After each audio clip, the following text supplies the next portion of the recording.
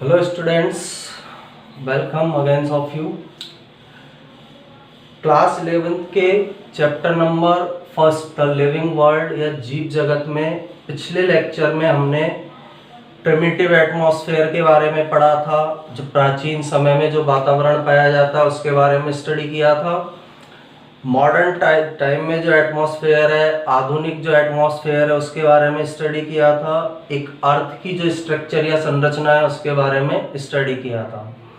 इसके अलावा हमने जो अर्ली मॉलिक्यूल्स बने हैं, जब अर्थ पर लाइफ का ओरिजिन हुआ है, तो प्रारंभिक जो अणु हैं, जैसे प्रारंभिक अणु सिंपल शुगर बने, सिंपल शुगर से कंपाउंड्स जो ऑर्गेनिक कंपाउंड्स हैं उनका फॉर्मेशन हुआ, उनके बारे में स्टडी किया था।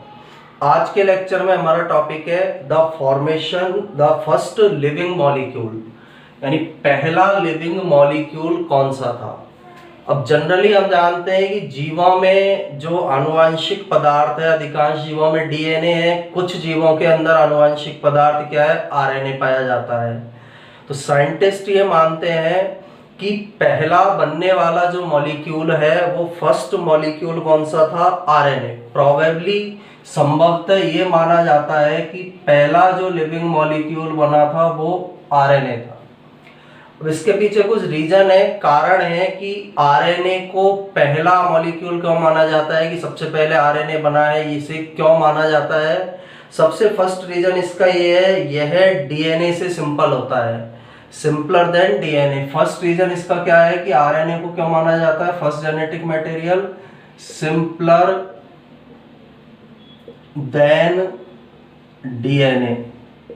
डीएनए की स्ट्रक्चर हमने पढ़ी है, डीएनए एक डबल हेलिक्स स्ट्रक्चर है, जबकि आरएनए एक सिंगल हेलिक्स स्ट्रक्चर है। तो डीएनए से ये सरल होता है, और स्टार्टिंग में जब इनका फॉर्मेशन हुआ है मॉलिक्यूल्स का, तो पहले सिंपल मॉलिक्यूल्स बने हैं। तो डीएनए से सिंपल है, सरल है, इसलिए किसका फॉर्मेशन प्रोबेबली संभवतः माना जाता है कि किसका फॉर्मेशन हुआ है, आरएनए का।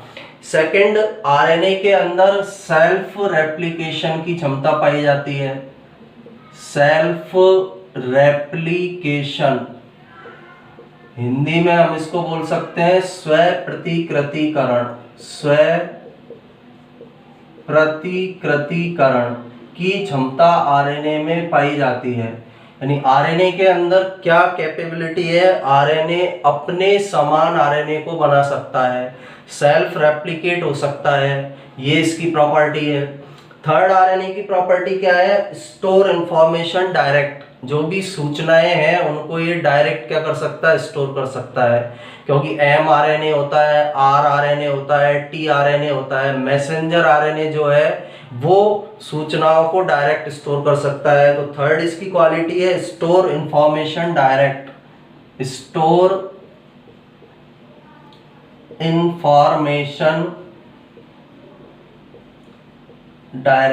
डायरेक्ट यह सूचनाओं को अपने अंदर स्टोर कर सकता है, अपने अंदर ग्रहण कर सकता है। जबकि डीएनए को यदि सूचना ग्रहण करनी है, सूचना को स्टोर करना है, तो एमआरएनए की जरूरत पड़ती है। ये डायरेक्ट स्टोर कर सकता है इंफॉर्मेशन को, ये इसकी क्वालिटी है। सिंथेसिस ऑफ प्रोटीन कर सकता है, जो इंफॉर्मेशन डायरेक्ट ये गेन करेगा, ग्रहण करेगा, उससे क्या कर सकता है, ये प्रोटीन का सिंथेसिस, द प्रोटीन सिंथेसिस।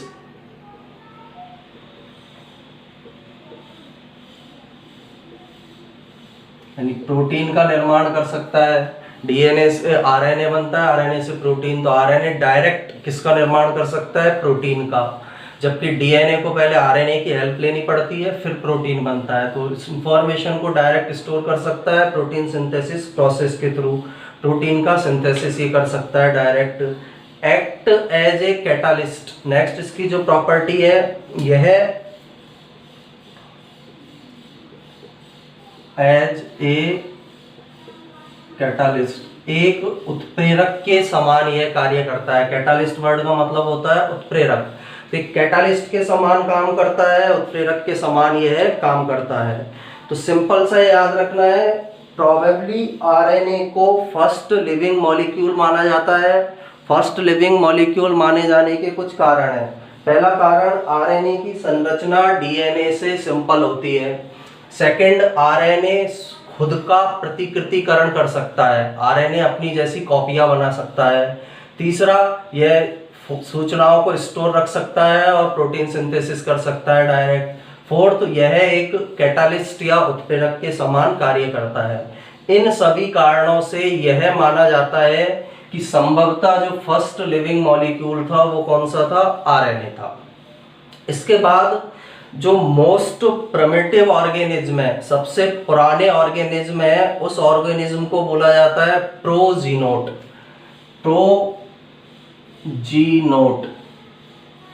प्रोजीनोट क्या है, most primitive organism, most primitive organism, सबसे प्राचीन जीव है, सबसे प्राचीन जो जीव है ऑर्गेनिज्म जो है उसका नाम क्या है, प्रोजीनोट।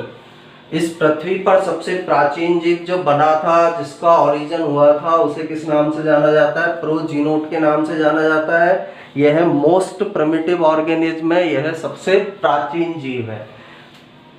इसके बाद ये जो प्रोजीनोट थे इनकी कुछ कैरेक्टरिस्टिक थे। जैसे पहला कैरेक्टरिस्टिक है, ये कीमो हेटेरोट्रॉप्स थे। ये जो प्रोजीनोट थे इनके अंदर क्या विशेषता है, ये थे कीमो हेटेरोट्रॉप। अब कीमो हेटेरोट्रॉप्स वर्ड का मीनिंग क्या है, कीमो का मतलब होता है केमिकल, रसायन, हेटेरोट्रॉप्स का मतलब क्या होता है, विषमपोषी, यानी इसको हिंदी में हम बोल सकते हैं रसायन विषमपोषी। तो फर्स्ट जो ऑर्गेनिज्म इस अर्थ पर बने थे वो ऑटोट्रॉप्स नहीं थे। मेन हमको जो कैरेक्टर याद रखना है, फर्स्ट ऑर्गेनिज्म जो इस अर्थ पर बने हैं प्रोजीनोट, वो ऑटोट्रॉप्स नहीं थे, वो हेटेरोट्रॉप्स थे, वो स्वपोषी नहीं थे, वो विषमपोषी थे। अब विषमपोषी में भी किस प्रकार के थे, कीमो हेटेरोट्रॉप्स टाइप के थे, रसायन विषमपोषी थे, यानी अपना पोषण ये किससे ग्रहण करते थे, केमिकल से, केमिकल से अपना पोषण ग्रहण करते थे, इसलिए इन्हें कीमो हेटेरोट्रॉप्स या किस नाम से जाना जाता है, रसायन विषमपोषी के नाम से इन्हें जाना जाता है। अब इनके जो सोर्स था कीमोकेमिकल्स का या रसायन का, वो था जो सी, समुद्र का जो पानी था, वो उनके अंदर केमिकल्स प्रेजेंट थे। जो पुराने टाइम पर जब अर्थ का ओरिजिनेट हुआ तो समुद्र के अंदर बहुत सारे केमिकल थे पानी में। तो जो समुद्र का पानी था जिसको हम बोल सकते हैं सूपी सी, सूपी सी, यानी समुद्र के अंदर एक तरह का जो सूप बना था, सूप का मतलब है जिसमें विभिन्न प्रकार के क्या थे, केमिकल, इनके न्यूट्रिशन का सोर्स था, is the source of nutrition.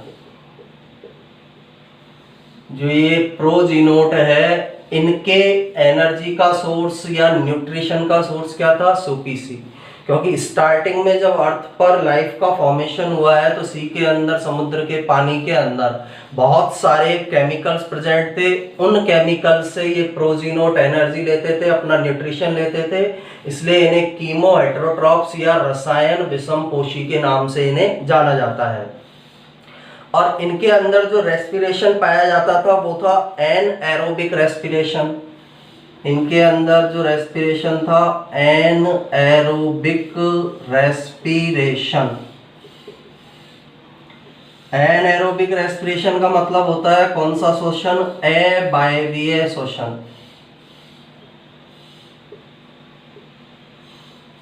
इनके अंदर जो पाया जाने वाला श्वसन था अवायवीय श्वसन था। अवायवीय श्वसन ये करते थे, यानी ये ऑक्सीजन का उपयोग नहीं करते थे। अवायवीय श्वसन का मतलब होता है इनके द्वारा रेस्पिरेशन की प्रोसेस में ऑक्सीजन का उपयोग नहीं किया जाता था। और ये जब अवायवीय श्वसन किया इन्होंने तो CO2 इवॉल्व हुई, कार्बन डाइऑक्साइड का इवोल्यूशन हुआ और लास्ट में जाके सेल्स का डेवलपमेंट हुआ है। इसके कारण क्या हुआ, CO2 इवोल्यूशन,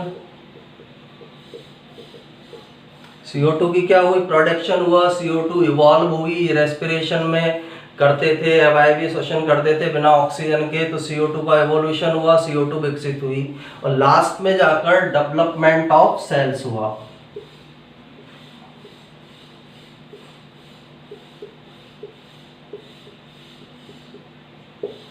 सेल्स का, कोशिकाओं का डेवलपमेंट हुआ, कोशिकाओं का विकास हुआ। एक बार फिर से इसको हम समझते हैं। सबसे पहले तो प्रोजीनोट क्या है, मोस्ट प्रिमिटिव ऑर्गेनिज्म है, सबसे प्राचीन जीव है जो पृथ्वी पर उत्पन्न हुए हैं। कीमो हेटेरोट्रॉप्स टाइप के थे, यानी जो रसायन है उससे पोषण प्राप्त करते थे। इनका जो सोर्स था न्यूट्रिशन का, सूपी था, समुद्र के अंदर जो डिफरेंट केमिकल्स थे उनसे एनर्जी गेन करते थे। एनारोबिक रेस्पिरेशन करते थे, अवायवीय श्वसन करते थे, CO2 का एवोल्यूशन हुआ उससे, और बाद में जाकर डेवलपमेंट ऑफ सेल्स कंप्लीट हुआ है। सेल्स का जो पूरी तरह से डेवलपमेंट या विकास है, प्रोकैरियोटिक सेल, यूकैरियोटिक सेल, इन सेल्स का डेवलपमेंट हुआ। इसके बाद ओल्डेस्ट फॉसिल्स जो साइंटिस्ट को मिले हैं, ओल्डेस्ट फॉसिल। अब ओल्डेस्ट फॉसिल्स कौन से फॉसिल्स बोला जाता है, जीवाश्म को। अब जीवाश्म हमें पता है, जब हम अर्थ की खुदाई करते हैं तो उसके अंदर कुछ हमें अवशेष मिलते हैं, अवशेषी रूप में जो पाए जाते हैं जीवों के भाग, उन्हें फॉसिल्स बोलते हैं। और ओल्डेस्ट जो फॉसिल है, सबसे पुराना जो फॉसिल या जीवाश्म वैज्ञानिकों को मिला है, उसे बोला जाता है स्टोमेटोलाइट्स। ओल्डेस्ट फॉसिल का नाम क्या है, स्टोमेटोलाइट्स, ये ओल्डेस्ट फॉसिल का नाम है। स्टोमेटोलाइट्स के नाम से इसे जाना जाता है। और जो स्टोमेटोलाइट्स थे, ये एक प्रकार की कौन सी सेल थी, प्रोकैरियोटिक सेल। ये किस प्रकार की सेल है, प्रोकैरियोटिक सेल है। स्टोमेटोलाइट्स है सबसे ओल्डेस्ट फॉसिल, सबसे प्राचीन जीवाश्म, और स्टोमेटोलाइट्स एक प्रकार से प्रोकैरियोटिक सेल थी। दो टाइप की होती है, हमने पढ़ी है, प्रोकैरियोटिक, यूकैरियोटिक। तो प्रोकैरियोटिक सेल थी स्टोमेटोलाइट्स, ओल्डेस्ट फॉसिल इसके मिले हैं। न्यूक्लियस इसके अंदर नहीं था, प्रोकैरियोटिक है तो न्यूक्लियस एब्सेंट था, और अदर ऑर्गेनेल्स नहीं थे। प्रोकैरियोटिक सेल के बारे में हमें पता है, ऐसी सेल जिसके अंदर डेवलप्ड न्यूक्लियस नहीं पाया जाता है। डिफरेंट टाइप के जो सेल ऑर्गेनेल यूकैरियोटिक में मिलते हैं वो नहीं पाए जाते हैं। तो स्टोमेटोलाइट प्रोकैरियोटिक सेल थी जिसके अंदर डेवलप न्यूक्लियस, डेवलप केंद्रक नहीं था। दूसरा, इसके अंदर डिफरेंट जो सेल ऑर्गेनेल्स या कोशिकांग पाए जाते हैं वो भी इसके अंदर एब्सेंट थे। इसके बाद हमें नेक्स्ट जो टॉपिक पढ़ना है वो है अर्ली सेल्स एंड एनर्जी।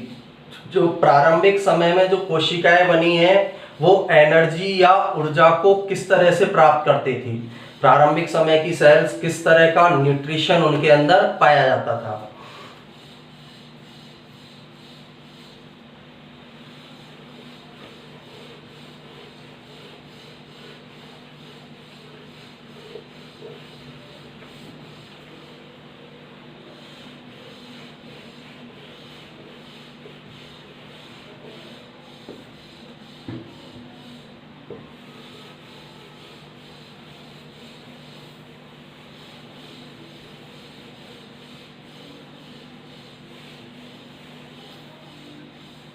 तो नेक्स्ट जो टॉपिक है हमारा इसमें early sales and energy.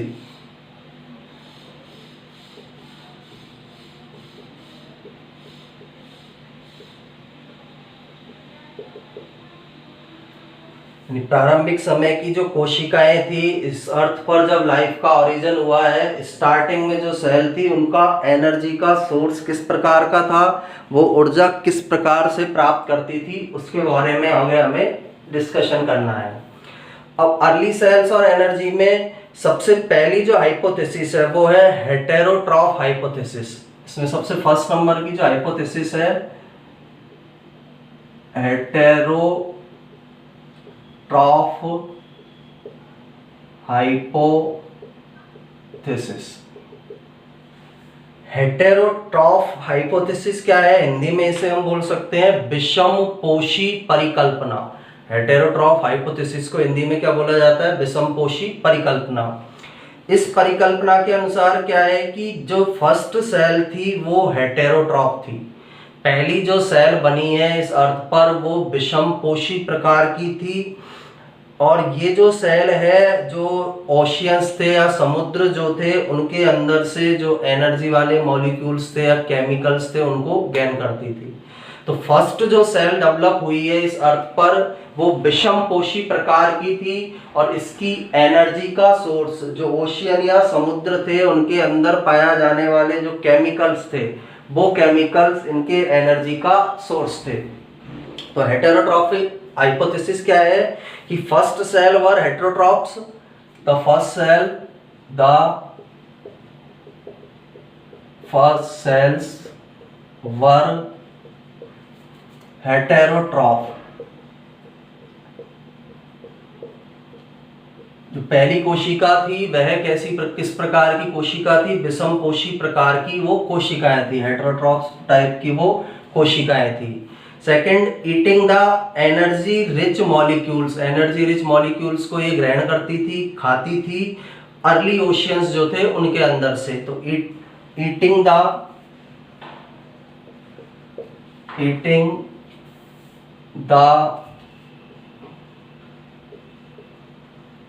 Energy rich molecules. कहां से आते थे एनर्जी रिच जो मॉलिक्यूल्स थे? वो कहां से आते थे? In the early oceans, in the early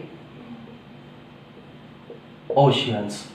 तो फर्स्ट सेल हेटेरोट्रॉफ थी, विषम पोषी थी, एनर्जी रिच मॉलिक्यूल्स को, समुद्र के अंदर जो एनर्जी रिच मॉलिक्यूल्स थे, जो अणु थे, ऊर्जा युक्त जो अणु थे, उनको इनके द्वारा ग्रहण किया जाता था या खाया जाता था।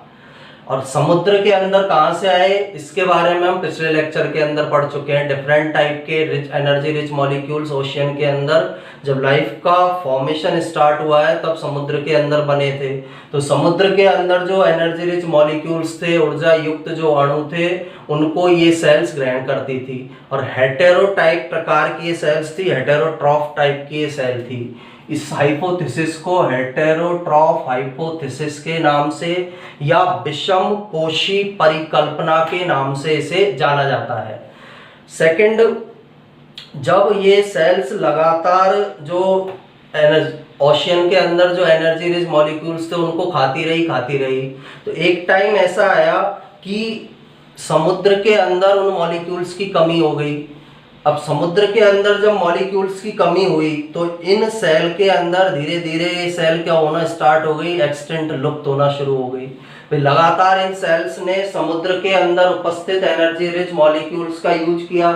जब एक टाइम ऐसा आया जब समुद्र के अंदर इन एनर्जी रिच मॉलिक्यूल्स की क्या हो गई, कमी हो गई, एनर्जी रिच मॉलिक्यूल्स ओशियन के अंदर कम हो गए, तो ये सेल धीरे धीरे क्या होने लग गई, लुप्त होने लग गई। और ऑटोट्रॉफ्स जो है ये किसके अंदर चेंज हुई? जब ये लुप्त होना शुरू हुई, इनको भोजन नहीं मिला, तो ये हेटेरोट्रॉफ्स से किसके अंदर चेंज हो गई, ऑटोट्रॉफ्स के अंदर। यानी इनको लगा भोजन खत्म हो गया है, तो दो ऑप्शन थे इनके पास, या तो ये ऑटोट्रॉफ्स के अंदर चेंज हो जाए या पूरी तरह से एक्सटेंट हो जाए, लुप्त हो जाए। तो कुछ सेल्स ने क्या किया, वो किसके अंदर चेंज हो गई, ऑटोट्रॉफ्स के अंदर चेंज हो गई, यानी अपना भोजन उन्होंने खुद बनाना स्टार्ट कर दिया। क्योंकि यदि वो ऑटोट्रॉफ्स में चेंज नहीं होती ये सेल्स, तो उसका रिजल्ट क्या होता है, सेल्स एक्सटेंट हो जाती या लुप्त हो जाती, इसलिए ऑटोट्रॉफ के अंदर चेंज हुई। ऑटोट्रॉफ्स जो थे उन्होंने ऑक्सीजन का प्रोडक्शन किया। जो ऑटोट्रॉफ्स बनी सेल्स, उन सेल्स के ग्रुप ने किसको प्रोड्यूस किया, ऑक्सीजन को प्रोड्यूस किया।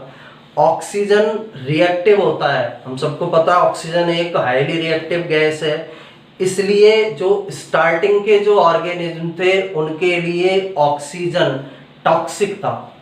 अभी तो हमारे लिए ऑक्सीजन कंपलसरी है, श्वसन क्रिया के अंदर ऑक्सीजन काम में लेते हैं, लेकिन ऑक्सीजन रिएक्टिव है। स्टार्टिंग के ऑर्गेनिज्म हेटेरोट्रॉफ्स थे, विषमपोषी थे, तो ऑक्सीजन मोर रिएक्टिव है, इसलिए जो कुछ ऑर्गेनिज्म है, अर्ली जो ऑर्गेनिज्म थे, मैनी अर्ली ऑर्गेनिज्म के लिए ऑक्सीजन ने टॉक्सिसिटी का काम किया, विषालु या जहरीलेपन प्रदान करने का काम इसके द्वारा किया गया। जब ऑक्सीजन की कंसंट्रेशन सिग्निफिकेंट हो गई, यानी जब धीरे धीरे जीवों के अंदर इसके लिए अनुकूलन आए, लगभग इसकी टाइम पीरियड माना जाता है 2 बिलियन ईयर्स है, वो 2 बिलियन साल पहले ऑक्सीजन की जो कंसंट्रेशन है वो सिग्निफिकेंट रूप में हो गई।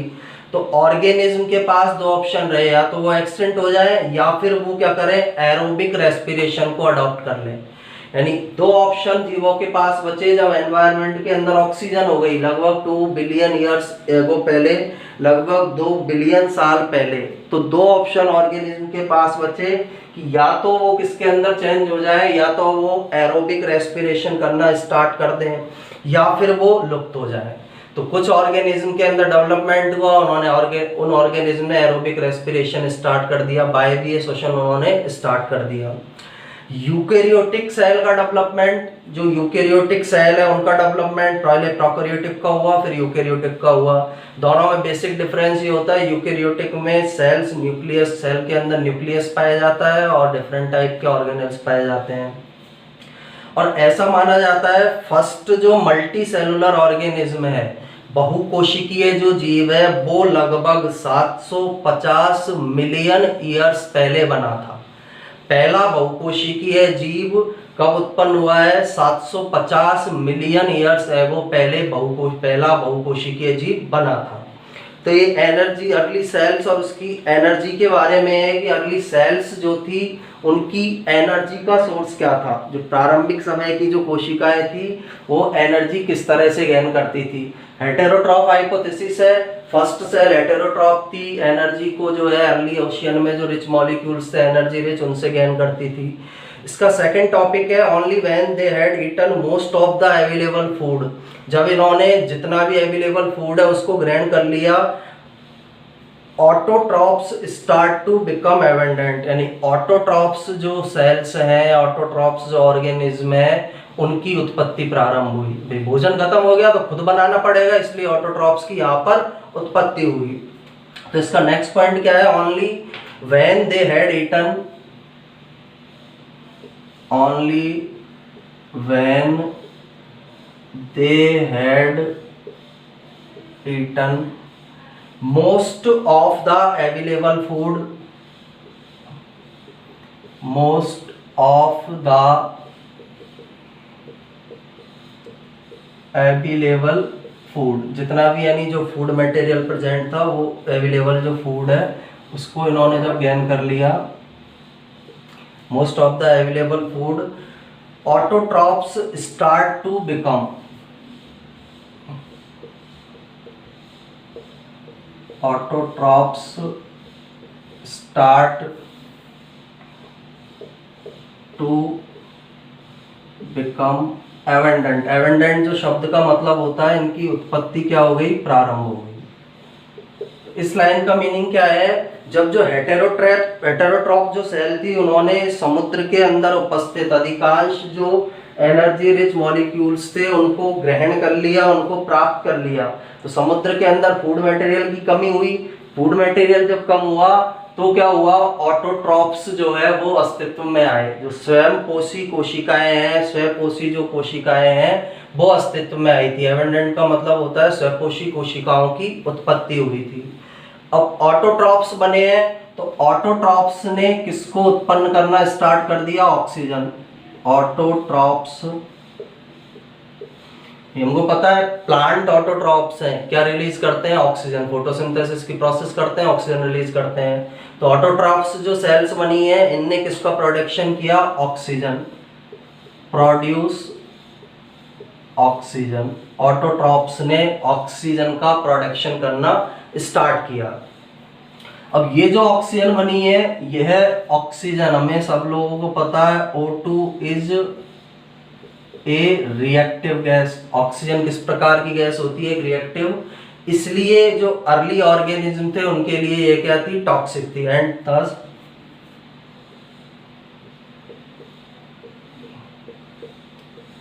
टॉक्सिक टू अर्ली ऑर्गेनिज्म, जो प्रारंभिक समय के जो ऑर्गेनिज्म थे उनके लिए यह टॉक्सिक थी। अवायवीय शोषण कर रहे थे वो, ऑक्सीजन एनवायरनमेंट के अंदर आ गई, ऑटोट्रॉफ सेल का फॉर्मेशन हुआ, ऑटोट्रॉफ्स का फॉर्मेशन हुआ, ऑक्सीजन रिएक्ट, ऑटोट्रॉफ्स ने ऑक्सीजन को प्रोड्यूस किया। ऑक्सीजन किस प्रकार की गैस होती है? रिएक्टिव गैस, इसलिए अर्ली ऑर्गेनिज्म के लिए क्या थी? टॉक्सिक थी, विषैली थी या जहरीली थी।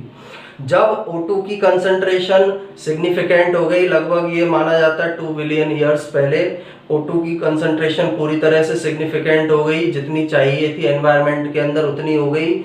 ऑर्गेनिज्म के पास दो ऑप्शन रहे, या तो वो एक्सटिंक्ट हो जाए या फिर वो एरोबिक रेस्पिरेशन करना स्टार्ट कर दें। दो ऑप्शन थे, या तो एरोबिक रेस्पिरेशन करें, वायवीय श्वसन करें जिससे वो ऑक्सीजन युक्त वातावरण में जिंदा रह सकें, या फिर वो एक्सटिंक्ट हो जाए। और नेक्स्ट पॉइंट है when O2 concentration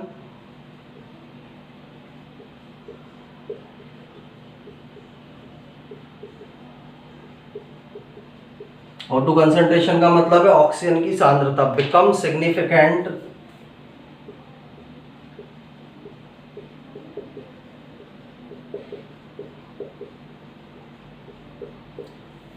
O2 concentration become significant about 2 billion years ago. About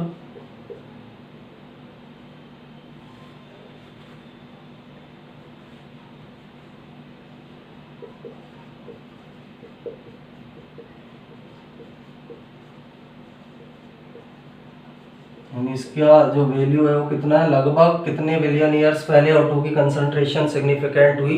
2 billion years ago ये कंसंट्रेशन सिग्निफिकेंट हुई है। ऑर्गेनिज्म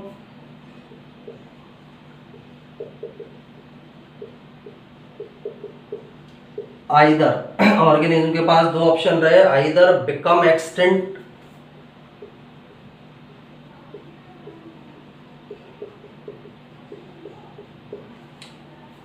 और अडेप्टेड विद एरोबिक रेस्पिरेशन, और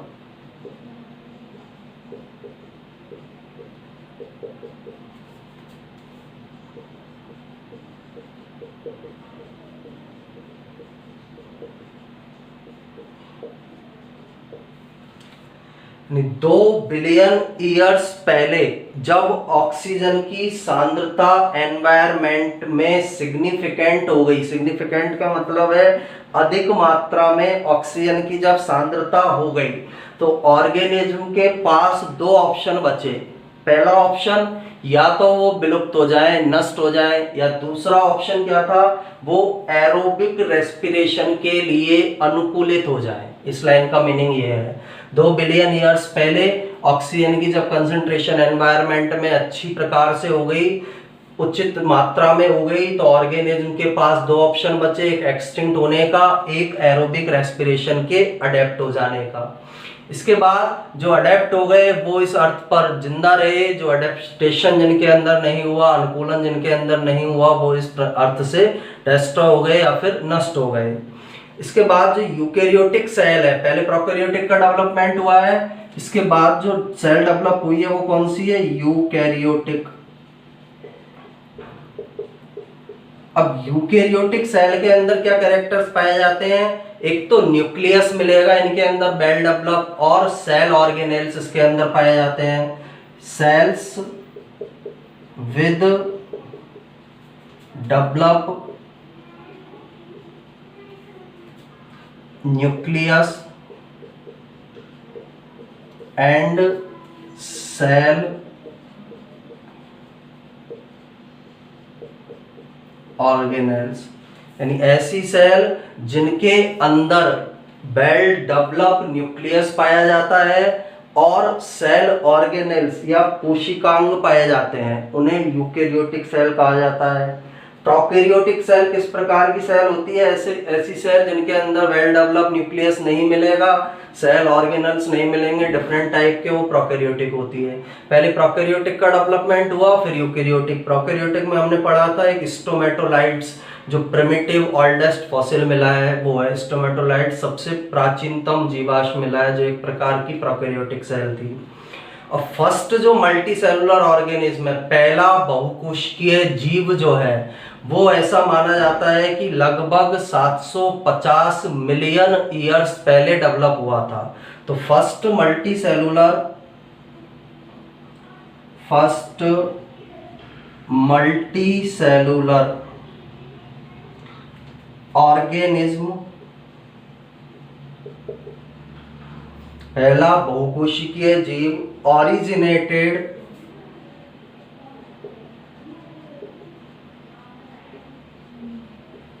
अबाउट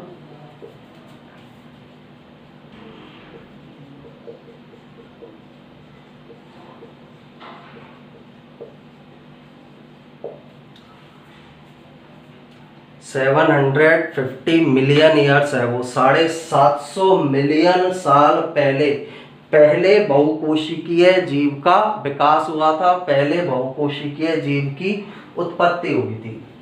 एक बार फिर से इसको हम रिवाइज करते हैं कि अर्ली सेल्स और एनर्जी के अंदर कौन कौन से मेन पॉइंट्स हैं। हेटेरोट्रॉफ हाइपोथेसिस इनके लिए दी गई है।